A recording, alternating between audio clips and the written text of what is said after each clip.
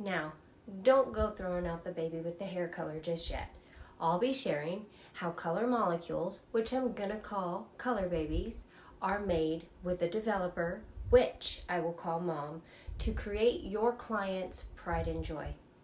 If you love to create and customize individual looks for your clients, you're going to need to know and understand the different types of hair color and classifications and how they work to create perfect custom color for your clients using any color line you want. Now, don't worry, it's not as boring as you might think. You'll want to stay tuned till the end though and not miss out on how to correctly use bleach and the how, when, and where we master colorists use toners and the 5 basic questions you should be asked when formulating hair color. Now, my guess is you're still here because you're smart and you're creative. But at times, it's hard to trust the process of bleaching. I get it. I've been there. It's very scary using anything above 20 volume developer. But wait, isn't 20 volume developer the only developer used in store-bought permanent box hair color?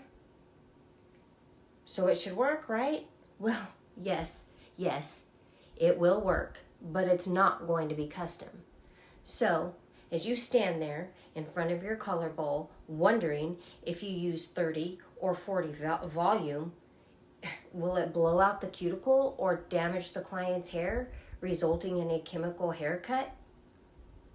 No more worries, my chosen cosmos.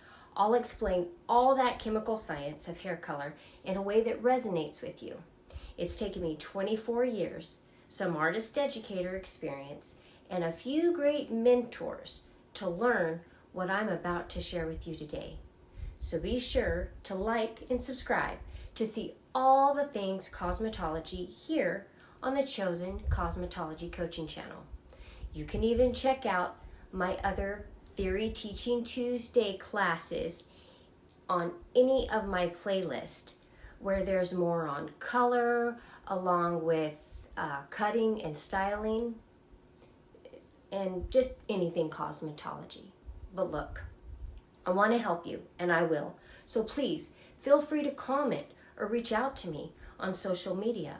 I'll include all my links in the description below.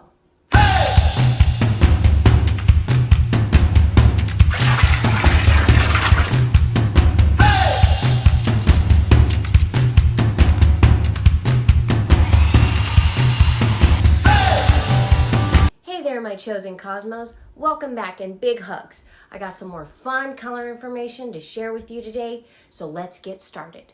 Look, there's 4 types of hair color: temporary, semi-permanent, demi-permanent, and permanent. Temporary creates fun, bold results, and it's easily shampooed from the hair. Temporary colors are non-oxidizing, making no chemical change to the hair. Temporary colors are non-permanent and have large developed color molecules and are perfect to use on clients allergic to ammonia or any other aniline derivative colors. These temporary colors are things like color rinses, mousses, and gels. There's also mascara and that spray-on hair color, which we'll be seeing a lot of real soon because Halloween's on its way. And of course, color-enhancing shampoos that should be on every retail shelf to brighten, add a little color, or eliminate unwanted tones, like the purple shampoos. The second is semi-permanent hair color, which is a deposit-only hair color that does not lift the natural hair color, leaving no undertones or contributing pigment. Semi-permanent hair color is non-oxidative, meaning it does not get mixed with any peroxide, or what we refer to as developer. And depending on the hair's porosity, semi-permanent hair color is formulated to last through several shampoos. It can add subtle results and tone to pre-lightened hair. We usually see these colors as rich and bright, like purples and blues and greens and oranges and yellows and reds and pinks. semi-permanent pigment molecules are small enough to partially penetrate the hair shaft and stain the cuticle layer. But being so small, they tend to wash out of the hair during regular shampoos. So you'll need to inform your clients to expect some fading, especially those fun, trendy, and bright fashion colors. Then there's demi-permanent hair color, which is my favorite kind of color to use and finish to perfect any hair color service. Demi-permanent is a no-lift deposit only color, and it's formulated to deposit but not lighten hair.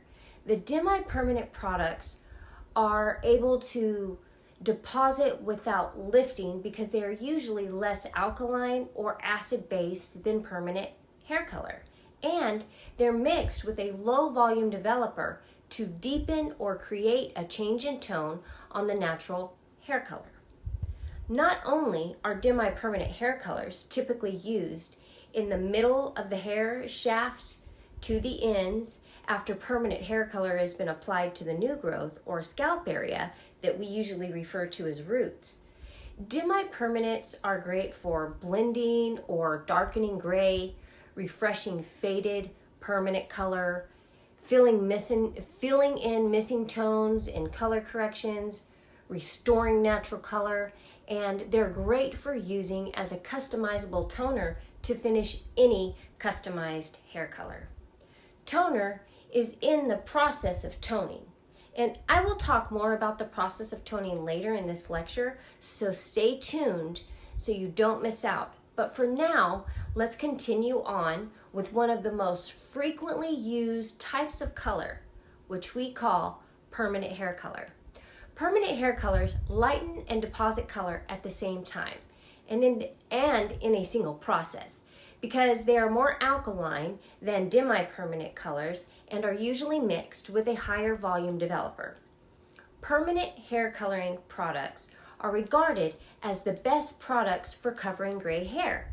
They remove natural pigment from the hair through lightening while at the same time adding artificial color into the hair.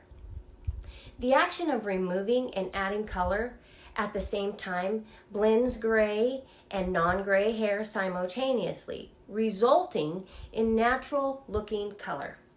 Permanent hair colors contain very small uncolored dye precursors that are called aniline derivatives. Aniline derivatives are a class of chemical compounds commonly used in hair color products, pharmaceuticals, and commercial cleaners. These compounds serve as the primary coloring agents in hair color and are known for their effectiveness in penetrating the hair shaft to impart color. When these aniline derivatives combine with hydrogen peroxide, it creates a chemical reaction that pushes the developed color molecules into the cortex, the second layer of the hair. And as I've said before, that's where everything about hair lives. But to keep this not so scientific, because, I'm kind of a color nerd, let me know in the comments who else out there is a color nerd like me. Look, hair color works just like the development of life. And in the development of life, moms have a bit more responsibility than dad. Now, not saying that dads aren't important, they are. We need them just as permanent hair color needs an aniline derivative or ammonia, which is in the tube of the actual color or the dye that you're getting ready to use. And just like anything else, the appropriate timing of hair color processing is important. So be sure to follow the manufacturer's processing time to effectively color hair. But I promised this wouldn't be boring. So with Mom as our developer, she has her first responsibility to open the cuticle, the outermost layer of the hair. Then while hanging out and mixing it up with Dad, the aniline derivative or ammonia, our color baby starts to form. As Mom and Dad are together, simultaneously pushing that developing color baby into the cortex. Now, Dad disappears, and Mom closes the cuticle back to a neutralized state. ensuring the safety and permanent location of her color baby. Pretty cool, huh? Or wait, yeah, maybe not. It's just my hair color nerd brain thing that thinks it's cool. Either way, but if you never look at hair color the same again, and you'll never forget after hearing that story. Now, I know I've mentioned developer and hydrogen peroxide quite a bit in this lecture, and I'm pretty sure that by now you thoroughly understand the responsibility of hydrogen peroxide developers and how it affects the permanent hair color process. Hydrogen peroxide developers are also known as oxidizing agents or catalysts. They come in the form of clear liquids and creams. Some manufacturers provide dedicated developers that are used with their own specific hair color products. Developers are described in volume, which measures the concentration and strength of hydrogen peroxide. The lower the volume, the less lifting of the cuticle is achieved, and the higher the volume, the greater lifting action. There are 4 levels of volume when it comes to developers: 10, 20, 30, and 40. And they are all used to lift natural hair color to different levels by the amount of hydrogen peroxide. Yep, good old-fashioned H2O2. 10 volume being 3% hydrogen peroxide, 20 volume being 6%, 30 volume being 9%, and 40 volume being 12% hydrogen peroxide, and the rest of the bottle is all conditioners. 10 volume developer is used to deposit color or when less lift is desired to enhance a client's natural hair color. 20 is the standard volume, and it will give up to 2 levels of lift and is used to achieve most results with permanent hair color, and is always used for complete coverage or complete grade coverage. Now, 30 volume developer is used for additional lift up to 3 levels with permanent hair color only. And last, but definitely not least, is the 40 volume developer, which will lift up to 4 levels with standard hair color. And it is used with most high lift colors and provides maximum lift in a one-step color service. Now, keep in mind that no matter the level of developer, you cannot lift artificial pigment with developer or color. When you hear the phrase, color doesn't lift color, that's exactly what it means. It means that color mixed with developer will not, I repeat, will not lift artificially colored hair. However, it will lift any natural color we refer to as virgin hair. I know that with all this talk of lifting, depositing, and chemical reactions of different levels of developer can be a little bit confusing. So the way I like to remember how developer works is to keep this simple idea in mind. When choosing which developer to use, we all know that the process of hair color timing ranges from 30 to 45 minutes. So if we take an average of 40 minutes and subtract each number of volume developer, which is lifting time, away from 40, the remainder will be the deposit time. Then we know the amount of deposit and lift we will get with that developer. Of course, the more time it lifts, the lighter it will be without the worry of damaging hair. For example, 10 volume developer will lift for 10 minutes and deposit for 30. 20 volume developer will lift for 20 minutes and deposit for 20 minutes. 30 volume developer will lift for 30 minutes and deposit for 10. And of course, 40 volume developer is usually only used when you're looking for maximum lift. Now that you have got the whole color baby making process thing figured out and the responsibility of mom and dad, let's talk about how to remove that color baby without blowing out the cuticle or damaging the hair, so that the toning process can take place to complete that perfect hair color that your clients so desire. Lighteners, also known as bleach, are chemical compounds of pre-sulfate salts, which become ammonia when oxidized into an alkaline condition, which can decolorize both natural and artificial hair color by dispersing, dissolving, and decolorizing the natural and artificial hair pigment. As soon as developer is mixed with a bleach formula, it begins to release oxygen. This is known as oxidation, a process by which oxygen is released along with pigment. Hair lighteners are used to create a light blonde shade that is not achievable with permanent hair color alone, as well as to accomplish things like lightening the hair prior to application of final color, to lighten the hair to a particular shade, to brighten or lighten an existing shade, to lighten only certain parts of the hair, or to lighten dark natural or color treated levels, or lighten previously permanent color treated hair that will always need to be toned. In toned, I mean the process of toning. And this process of toning is when a color is added back into the hair, usually a demi-permanent hair color, to fill the hair back with the missing or lost pigments, or balance out unwanted undertones or contributing pigment. The process of filling and toning the hair can also be done in any color service, not just with decolorizing and bleaching services. So now, let's talk more about the process of decolorizing and bleaching.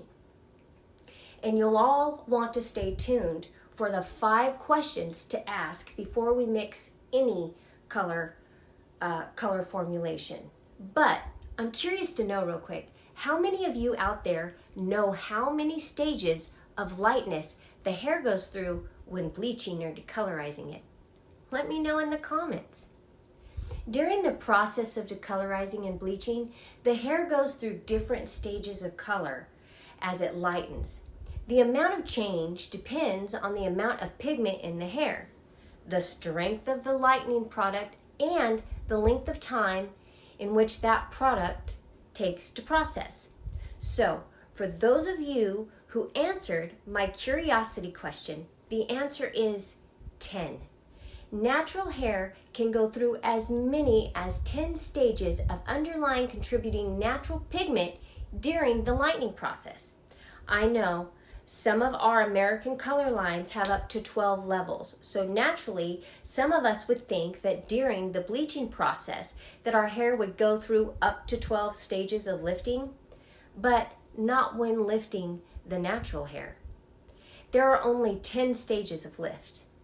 The natural colored melanin pigment allows us, colorists, to create the exact degree of contributing pigment needed for the final results. Not all hair will go through all 10 decolorization steps. Each natural hair color level or stage of the decoloration process comes in different stages. Now remember, the goal is to create the correct degree of contributing pigment as the foundation for the final hair color. Hair can be safely lifted past pale yellow stage with lightener, but to bleach the hair at extreme diffusion of color is necessary. To go in, if that's necessary, you must go in and use a toner, or it will create excessive damage to the hair.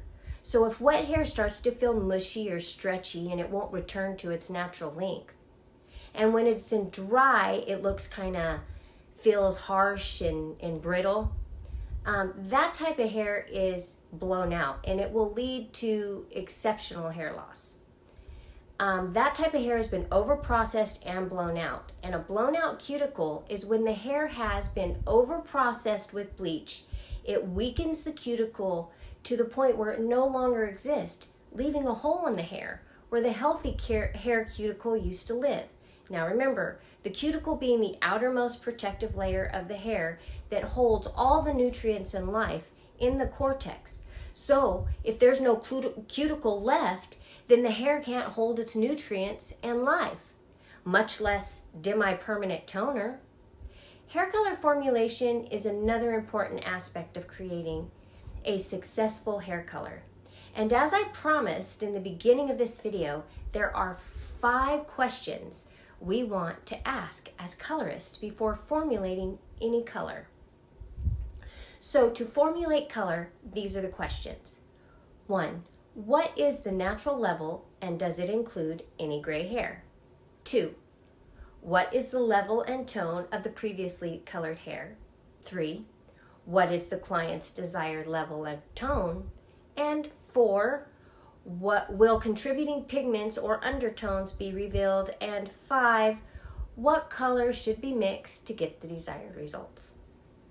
So now that you know the truth and the science behind hair color, and you've asked the 5 formulation questions, you should be able to create any desired color results with any color line that you choose. So to learn more about the structure of hair or hair color theory, you can check out any one of my videos on the screen or on my playlist of this channel. And I hope to see you all next Tuesday between 3 and 6 p.m. for my Theory Teaching Tuesdays right here on your chosen cosmetology coach channel, where we learn it, love it, and live it. And don't forget to pray before you slay and use lots of hairspray. See you next week, y'all. Bye.